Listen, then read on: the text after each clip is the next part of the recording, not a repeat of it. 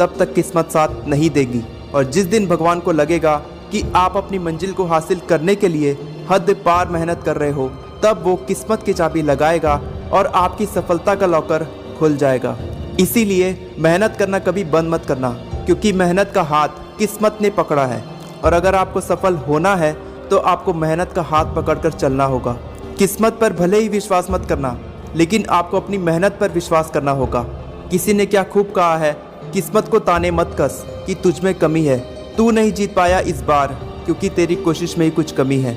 हाथों की लकीरों से पहले उंगलियां होती हैं, क्योंकि भगवान ने किस्मत से पहले मेहनत लिखी होती है।